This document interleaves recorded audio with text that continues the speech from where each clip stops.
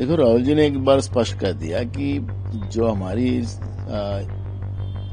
संस्थाएं जो है, चुनाव आयोग हो, कोर्ट हो, सब चीजें अगर इस तरह से देश की लोकतांत्रिक व्यवस्था को खत्म करने का काम, उसका मर्डर करने का काम अगर संस्थाओं के माध्यम से केंद्र की सरकार कर रही है तो उसको अलर्ट करने का काम राहुल जी ने किया है।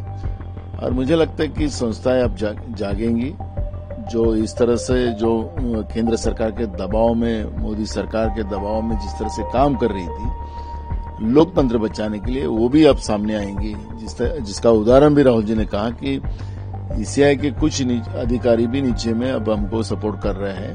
उनको भी उनका ये जो अंतर आत्मा है वो अब जागरूक हुई है, ऐसा लग रहा है।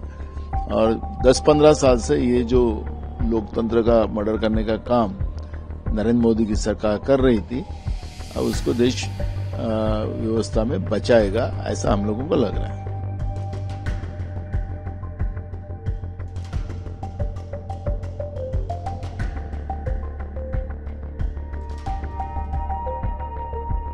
राहुल गांधी ने यह भी कहा कि कई और प्रेस कॉन्फ्रेंस होगी, 2-3 महीने लगेंगे और फिर हाइड्रोजन बम का भी बात। देखो, आज जो उन्होंने इशारा किया है उनका मतलब ही ये था कि आज जो इशारा किया है कि ये इस तरह से गलत काम चल रहा है, इसको लोग रोकें और सही जवाब दे कि जो जो गलतियां हुई है उसका जवाब देश की जनता को दे। जो सीआईडी कर्नाटक ने जो जवाब मांगे हैं वो भी वो तुरंत दे, जो वास्तविकता है वो सामने लाए। ये भूमिका रखी है।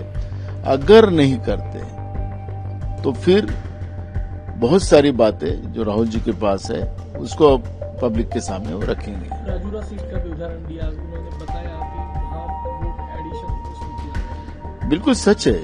एक विधानसभा का उन्हें उदाहरण बताया, क्योंकि ये बॉर्डर का मतदार संघ है राजूरा, और वहां पर जिस तरह से कुछ एडिशनल वोट डाले गए थे जिससे हमारे कांग्रेस का उम्मीदवार वहां पे हार गया है, जहां बीजेपी के उम्मीदवार को चुन के आने का कोई वहां पे व्यवस्था नहीं थी। इस तरह से वोट महाराष्ट्र में कई विधानसभा में उन्होंने बढ़ाया है। एक उदाहरण के लिए राजूरा का उदाहरण उन्होंने दिया है। निकाय चुनाव से पहले भी एसआईआर लागू करने की बात चल रही है। देखो, एसीआर के बारे में कल चुनाव आयोग ने राज्य के जिलाधिकारी और उप विभागीय अधिकारी और तहसीलदार से एक ऑनलाइन मीटिंग की, और मीटिंग में उन्होंने कहा कि 15 जिलों में बीएलओ के माध्यम से 2002 की जो वोटर लिस्ट और 2024 की वोटर लिस्ट, इसमें का जो भी तफावत है वो उसके डिटेल हमें 15 दिन के अंदर भेजी जाए। हमारी मांग इसमें ऐसी है कि गांवों में, शहरों के प्रभागों में ये लिस्ट जो बीएलओ के माध्यम से निकाली जाएंगे वो डिक्लेयर करना चाहिए। नहीं तो जो बिहार में जो बात हुई कि मरे हुए को जिंदा दिखाया गया, जिंदे को मरा दिखाया है, और जो हमारे विचारधारा के वोट कम किए गए थे वो महाराष्ट्र में ना हो, इसलिए हमने चुनाव आयोग को भी खत लिखा है। और हम तुम्हारे माध्यम से महाराष्ट्र की जनता को भी हम जागृत करते हैं कि जो काम अब चल रहा है, लेकिन चुनाव आयोग ने कोई लेखी अधिकारी को दिया नहीं है, सिर्फ आदेश दिया है, ऑनलाइन दिया है।